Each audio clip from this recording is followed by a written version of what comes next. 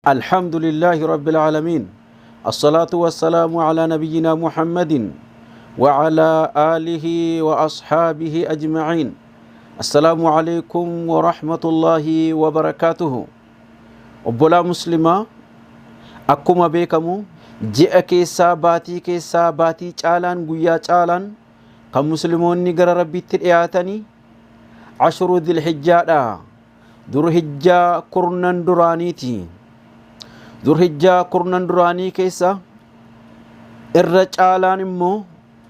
الرجالان كمسلمون نقر ربي ترئياتني قلماني قويا يوم النحاريتي يوم النحاري يوكان يوم العيد يجود قاف عيدي عرفاتي قاف عيدي عرفا كمسلمون نقر ربي ساني ترئياتن أضاهي إساني قلوداني أضوهياني سنة أبا كينيا إبراهيم عليه السلام أبا كان نفتئ كرا ديني رتي قدوة كان نفتئ سنة إسا حي قدشو آفتو مسلمون نقويا غافسنا قالوا أنقر ربي إساني تدئياتو إني سقبابنا أنك إساني ساچودا نبي الله إبراهيميني غافا قومين إسا أبا إساتي وجي ولي قلني أبدك سبوسا abidda keessa rabbiin gaafa nagaa isa baasu yeroo rabbiin abidda keessa nagaa isa baasu yaa rabbii ilmoo gaarii kan sabrii qabdu kan gara keetti diiniidhaan dhiyaattu naa kenni jennaan rabbiin fabasharnaahu bighulaamin haliim jedhe mucaa ofsa qabeessaan isa gammachiifne jedhe falammaa balagha ma'ahu as-sa'ya mucaan kun gaafa isaa wajjiniin sa'yii gaafa ga'ee jedhu jechuudha qaala yaa bunayya innii araa fil manaami annii adbahuka yaa mucaa kan kood rabbiini manaamaan waxyiinatti godhee jira akkan si qalu fanzur maadhaa taraa mee maaltu sitti dhagaama mee ilaalii akkam jennaan qaala yaa abati ifcal maa tu'maru ستجدني إن شاء الله من الصابرين يا أبا كان كود والربين كان كيسي أجاجي حجت إن شاء الله أكن أفسك أبادو أرغود أفتيسا أجد دودوة ديبين يشود فلما أسلم وتله للجبين يرو إسان ربي إسانيتي في مرحبا جدني tole jedhanii ajaja rabbii isaanii fudhatanii Ibraahim mucaa isaa Ismaa'iiliin qaluudhaafi yeroo inni cinaachaan ciibsutti mucaa isaa wanaadeynaahu an yaa Ibraahim qaluudhaaf jechuudha yeroo inni ciibsee raawwatu sakkiin irra kaa'uudhaaf ka'u rabbiin an yaa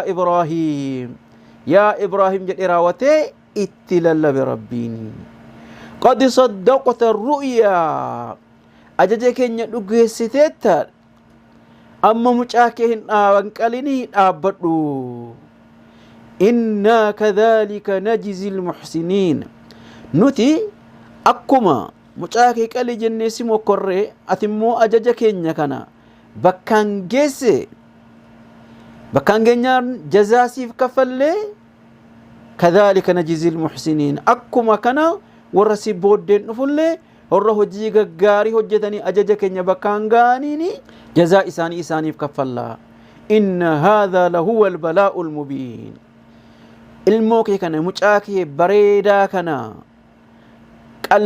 qalii jechuudhaan si mokkoruun kun balaa guddaadha mokkorsoo guddaadha garuu ati immoo waan kana bakkaan geesse wafadaynaahu bidhibhin adhiim إسماعيل فداء أغوني إسماعيل هم فرق المرة إسا فرق ماليني قلم قدالاني هولا قدالاني هولا ربين فديراوته بكا إسماعيل كان قليجة وتركنا عليه في الآخرين سينا إبراهيم بريدا كان أمة بودي ساتي وفي هني سنة أكو أمة بودي ساتي وفوچودا إبراهيم رتي سينا غغاري وجي غغاري نهجته كان فارسني سينا كنا ورمت بودتي ابني أمتي كم برورت يهودا برورت نصارى برورت مسلمين برورت هندم تكون إبراهيمين غارم ما أن مكا إساني أو kunisi hojii gaarii inni hojjetee rabbiin biraatti dabarfateeni jechuudha. Kanaaf rabbiin egaa maal godhe jechuudha, mokkorsoo Ibraahiimiin mokkorsoo sana Ibraahiimiin immoo mokkorsoo sana waan darbeef jechuudha. Sunnaa sana rabbiin akkuma hayyii goonu ilaa yoomil qiyaamaa ummata muslimaa irratti yooman naharii uduhiyyaa ummati muslimaa qaluudhaan akka isaan gara rabbii isaaniitti dhiyaatan taasise jechuudha. Kanaaf egaa uduhiyyaa jechuun maaliif uduhiyyaa jedhame jennaan, waqtii duhaa keessa waan qalamuuf uduhiyyaa jedhame. Uduhiyyaan immoo shari'aa islaamaa keessatti gaala, saawwa, hoolaa takkaan immoo re'ee qaluudhaan musliimoonni gaafa iidii yooman naharii kan isaan gara rabbii isaaniitti dhiyaatanidha jechuudha. rabbiin fasalli lirabbika wanhar, salaata ciidii rabbii keetiif salaati, rabbii keetiif immoo uduhiyyaa kee qali jedhe. Ergamaanis sallallahu alaihi wasallam hoolaa lama qalaniiru, tokko ummata isaaniirraa, inni tokko immoo mataa isaaniitiif maatii isaaniirraa. Ergamaan sallallahu alaihi wasallam hoolaa lama qalaniiru jechuudha sallallahu alaihi wasallam. Shartiin uduhiyyaan ittiin qalamu jechuudha, inni jalqabaa muslima ta'uudha, inni itti aanu baaliga ta'uudha, inni itti aanu aqlii qabaachuudha. Namni kun jechuudha mataan isaa nagaa ta'uu qabachuudha, maraaturraa raaturraa. Inni itti aanu immoo namni kun dandeettii qabaachuu qaba. Dandeettiin kun akkamitti ilaalama jennaan, guyyaa gaafa iidiitii fi guyyaa ayyaamut tashriiqii sadan kana waan ofii isaatii nyaatu, maatiin isaa nyaatu sanarraa hafuu qabaachuudha. Wanti namni uduhiyyaa qalu kuni qabeenya sana qabaachuu qaba malee isaa liqeeffatee maatii isaa rakkisee qaluu hin qabu jechuudha. Inni itti aanu uduhiyyaarraa kan baqa'u saawwadha. Uduhiyyaarraa kan baqa'u gaala, saawwa, re'eedhaa fi hoolaadha. An'aamu thalaataa warra jedhaman kana jechuudha. Maaliif ergamaan sallallahu alaihi wasallam sahaabota irraa hin argamne? Maaltu hin argamne? Hoolaa maleessaa, saawwa maleessaa, re'eedhaa fi gaala maleessaa kan biraa qaluun isaanii hin argamne jechuudha. Inni itti aanu uduhiyyaa waan warri qallu kuni aybii irraa nagaa ta'uu qabu. Aybii isaan irraa nagaa ta'uu qaban maanni waa afuri. Ergamaan sallallahu alaihi wasallam waa afur, aybii afur kan qabdu uduhiyyaadhaaf hin baqaatu jedhan. Tokkoffaan al-awraa, jaamaa jechuudha. Takkaan ballaa, albayyinu awruhaa, ballaa jaamaa, jaamummaan se ifa galaa kan ta'e. Wal maridatu albayyinu maraduhaa, dhukkubsattu dhukkubii isa ifa galaa kan ta'e. Wal arjaa albayyinu arajuhaa, naafammoo naafummaan isa immoo ifa galaa kan ta'e. والعاجفاء التي لا تنقي, huqqattuu kan immoo foon hin qabne, huqqattuu takkaan immoo kan uqa hin qabne. Jarra kana qaluun hin ta'u uduhiyyaarraa jedhan ergamaan sallallahu alaihi wasallam. Waqtiin uduhiyyaa qaluu ciidii adhaa salaaturraa kaasee hanga ayyaamu tashriiqi guyyaa sadaffaa aduun lixutti ni baqa jechuudha. Guyyaa afur kan kenname jechuudha. Guyyaa gafa ciidii adhaa, ciidii salaaturraa kaasee raawwatee amma itti immoo guyyaa iidiin bee hogga guyyaa tokkoffaa, lammaffaa, sadaffaa hanga aduun lixutti qaluun hin danda'ama jechuudha. Ergamaan sallallahu alaihi wasallam kana keessatti eeyyamaniiru jechuudha.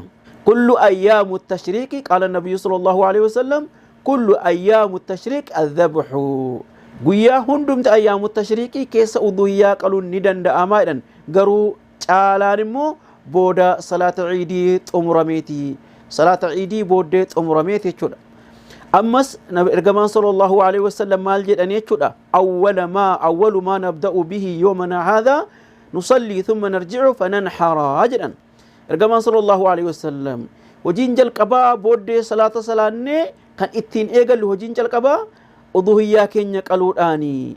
Namni uduhiyyaa isaa salaata booddee qale faqad asaaba sunnatanaa, sunnaa keenya وفقميرا. ومن ذبح قبل ذلك نيمو كان اندرت قال فانما هو لحم قدمه لاهله. اني فونما كان اني اهلي ساتي كنو جدما مليسا اضحيه هنجدمو وچد. كناف اني اتيانو اضحيه راچودا of uduhiyyaa qalee, namni uduhiyyaa qalee foon adhaahii isaarraa nyaachuunisi sunnaadha. Nyaachuuni sunnaadha. Ammas fira isaatii, ollaa isaatii, sahibbootan isaatii hadiyyaa eeguunis illee barbaachisaadha, jaallatamaadha hadiyyaa kennuufi. Rabbii maal jedhe, fakuluu minhaa wa axi'imul baa'isal faqiir. Fakuluu minhaa, uduhiyyaa keessanirraa, foon uduhiyyaa keessanirraa nyaadhaa. وأطعم البائس الفقير ركتا اللي نياتشسا كناف علماني نجالة مجد أنغا فون كان الدو سدي تباسي الدو تكو أهل بيتي إسا ماتي سا نياتشسي الدو تكو مو كسوما نياتشسي الدو تكو مو فروتن إسا أولا إساتي في صدقاء هدية كنوني جالة ما راجدان كان هندومان أساد إيسي من كيسا كاته yoo hunduma isaa manattis maatii isaa nyaachisee keessumaa nyaachisesi kana keessatti hin danda'ama harama isa irratti hin ta'u jechuudha. Ammas duraanii foon uduhiyyaa bultii sadii caalaa kaachuun dhowwamaa ture. Ergamaan sallallahu alaihi wasallam ergasii maal jedhan kuntu naheetukum an iddikhaari luxuumi adaahi fawqa thalaatin kanaan dura foon uduhiyyaa keessanii bultii sadii caalaa hin kaatinaa jedhee sin dhowween ture fa'amsikuu maa badaa lakum amma kaawwadhaa ol kaawwadhaa hamma barbaadan torban kudha afur ji'a tokkollee kaachuu hin dandeessu jedhan ergamaan sallallahu alaihi wasallam. Ammas nami uduhiyyaa baasu jechuudha. Nami uduhiyyaa baasu dandeettii kan qabu fedhii kan qabu yeroo ji'i dhilhijjaa itti galu rifeensa isaarra qeensa isaarra itti bu'uu hin qabu qeensa isaan qoratu rifeensa isaa ofirraa hin buusu irraanfatee takkaan immoo wallaalumaan yoo ofirraa buusee warra wanjalli isarra hin jiru. Kanaafi guyyaa gafa yooman naharii kana uduhiyyaadhaan gara rabbii keessanitti dhiyaadhaa warri qabdanii warri hin qabne immoo ergamaan sallallahu alaihi wasallam isinirraa qalaniiru niyyaadhaan anis utuun qabaadhe akka kana qaleen gara rabbii kootitti dhiyaadha jedhaati niyyaadhaan warra qaluu shaarakaan isinin jedha walumaa gala keenya warra duniyaatti hojii gaggaariidhaan rabbitti dhiyaatee guyyaa qiyaamaa nabiyyoota siddiqoota shuhaadota wajjin ta'e rabbiin haa godhu. والله أعلم وصلى اللهم وسلم وبارك على نبينا محمد وعلى آله وأصحابه أجمعين. السلام عليكم ورحمة الله وبركاته.